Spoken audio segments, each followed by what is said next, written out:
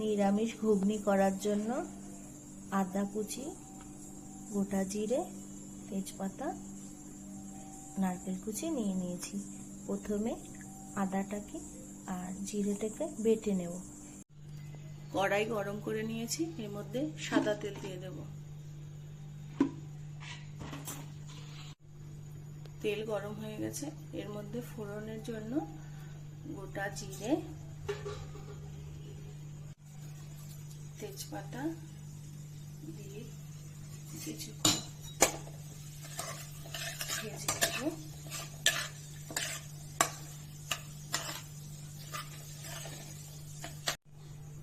এইবার আগে থেকে কুচি করে রাখা নারকেলগুলো দিয়ে দেব।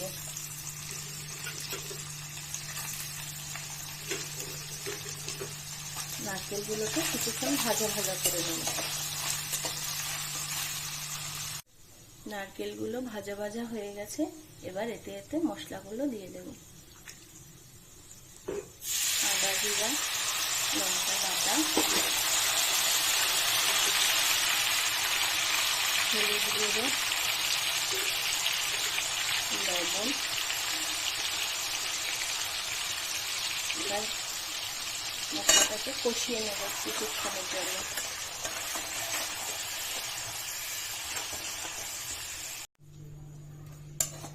মশলা ভাজা ভাজা হয়ে গেছে, এবার আমি এর মধ্যে মটরগুলো দিয়ে দেব। মটরগুলোকে আগে থেকে সেদ্ধ করে রেখেছি।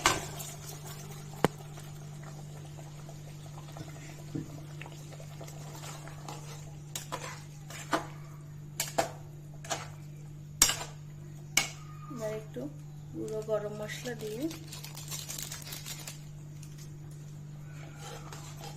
নাড়িয়ে কিছুক্ষণ রেখে দেব।